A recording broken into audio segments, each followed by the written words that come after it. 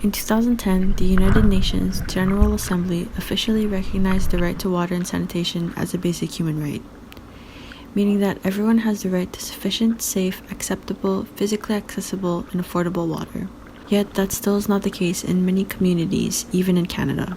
Although our project went through many stages of brainstorming and started off being about water conservation and pollution in Canada, we found it important to broaden our horizons and put a focus on not only environmental but social issues as well, such as the lack of clean water still present in certain Indigenous communities today. The emphasis on this matter actually came about after an insightful interview we had done at an Indigenous survival skills workshop in Kahnawake.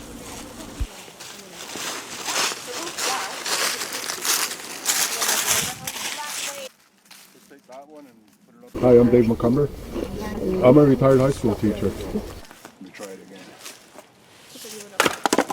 I think there's a safe water crisis for everybody right now, but Indigenous communities that are especially farther north where there's no infrastructure, there's a lot of mining and things that go on that leach out and get into the water tables and the aquifers, and the water that they were drinking before has now become poison. Yeah. So it's toxic. It's toxic water that they have available to them. And when they ask for help, they really haven't been given them a lot of help. They get attention, but not a lot of help. Since 2015, we have worked incredibly hard to lift long-term boil water advisories across the country in Indigenous communities. Since Trudeau's promise 9 years ago to deliver clean water across Canada by 2021, 144 long-term drinking water advisories have been lifted. However, 28 remain in First Nation communities, leaving them without water that they can safely drink.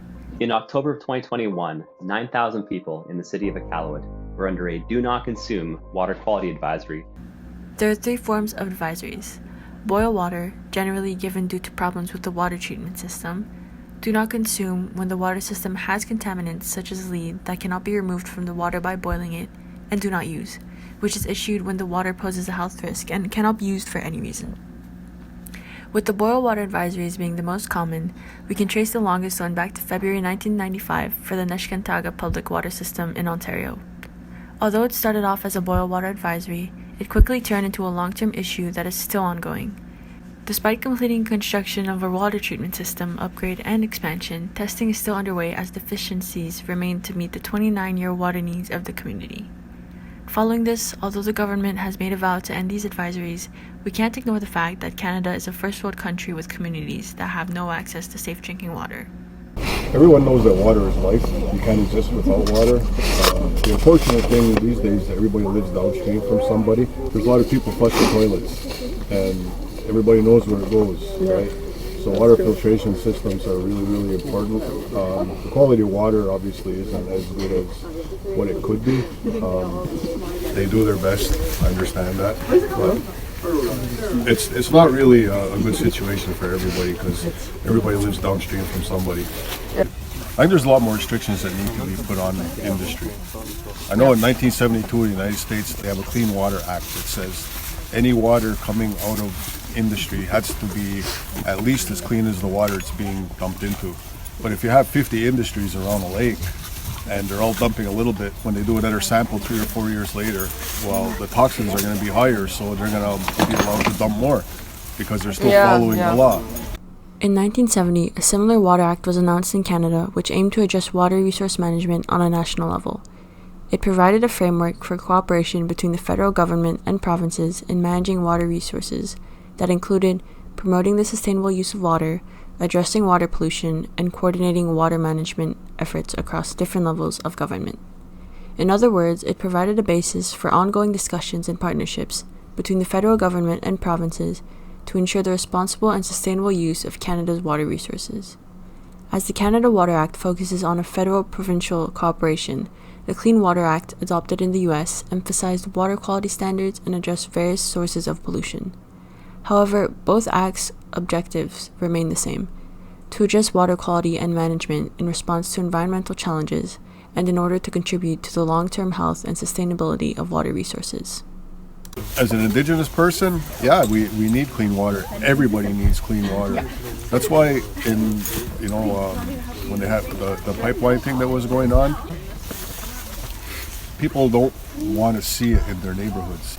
I have a friend who's not really my close friend anymore because of this. I said, put a pipeline right down the main street in Lake Louise. Well, we can't do that. I said, why not? I said, well, people live there. I said, well, animals live in the forest. And there's clean water in the forest, in those forests we're going through.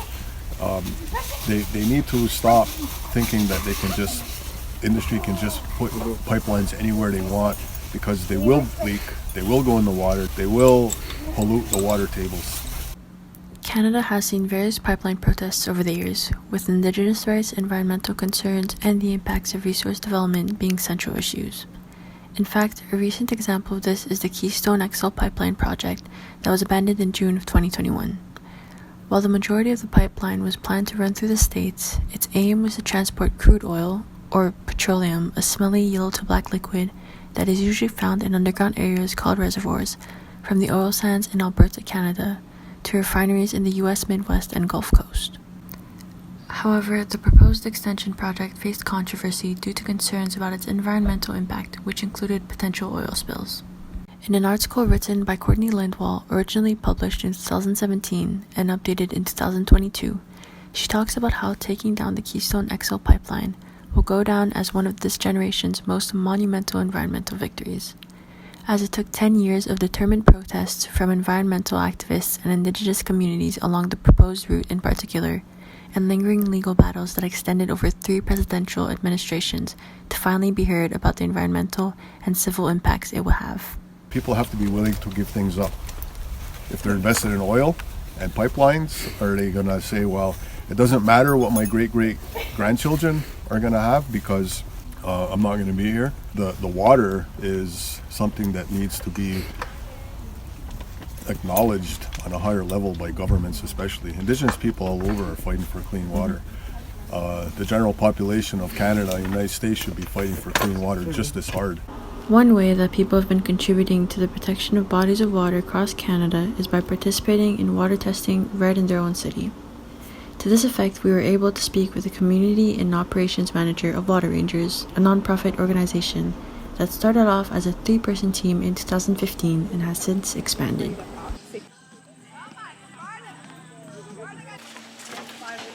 My name is Laura Gilbert. I am the Community and Operations Manager at Water Rangers.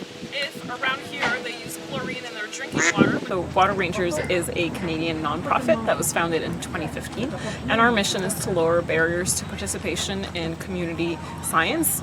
So essentially we want to train folks to gather water quality data, so when they help gather that water quality data, they can share it openly on our data platform, and it really helps to fill data gaps that are present, unfortunately, for water bodies in Canada. A couple days and then it'll go away. Okay. Any questions? I think that one of the problems we face in Canada in relation to water is definitely the myth of plenty. So water is definitely taken for granted because we think that there's so much of it, and that's partially because a lot of people do live next to a lake or in the south part of Canada where there are a lot more water bodies, especially in the east part of Canada, but there's actually quite a few droughts that happen in so many communities year-round. Maybe someone watching this has experienced a drought in their community, and because we think that water is so plentiful, we're not taking proper care of it. We kind of take it for granted. Ça c'est pas saying that I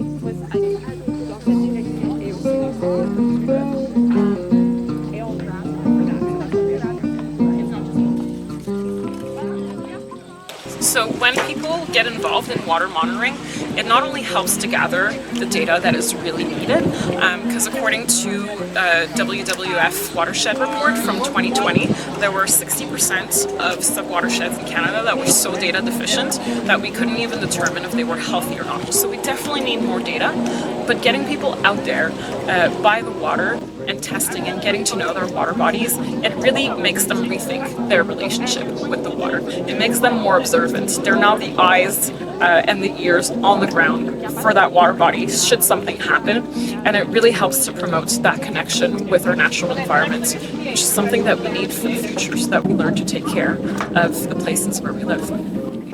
My wish for the future is for everyone to have a water body that they can take care of, whether it's close or far, in some way that they find a way that they can help that water body that's close to them, to show that appreciation for everything that those water bodies do for us.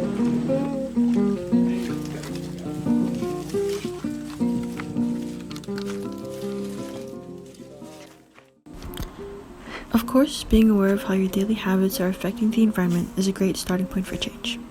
Yet, it's still important to note the power and encouragement that comes with creating a community of people with a common cause in mind. And we've already seen a multitude of movements start with just one person stepping up and creating a ripple effect with those around them, such as Greta Thunberg and the global climate strike. And to think that her whole activism journey started at 15 years old with her skipping school to go sit outside of the Swedish parliament holding a sign that read "School Strike for Climate." However, our individual actions don't have to be as extravagant or out of the ordinary. It could start with something as small as looking at the kind of waste that comes out of your own home. When a person buys something, if it's on a styrofoam plate wrapped in plastic, all that gets thrown away. And it goes in landfills, and a lot of it ends up in water, right? Mm-hmm. There's that floating island in the Pacific full of garbage. Yeah. I don't know how big it is. The plastic island, yeah. The plastic island.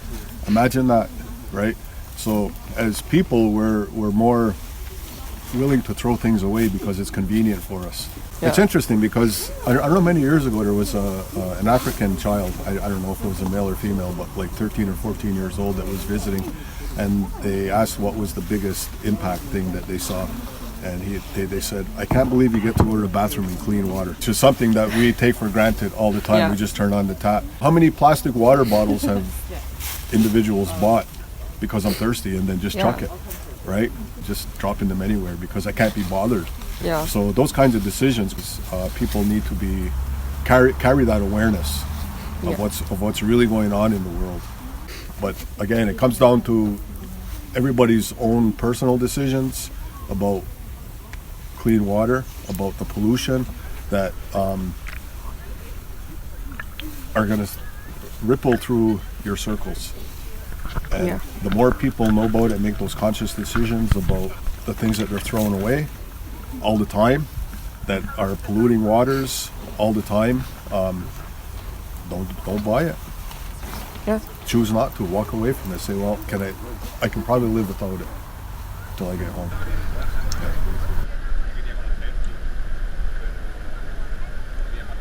But we continue to be optimistic we're going to be able to lift those remaining boil advisories.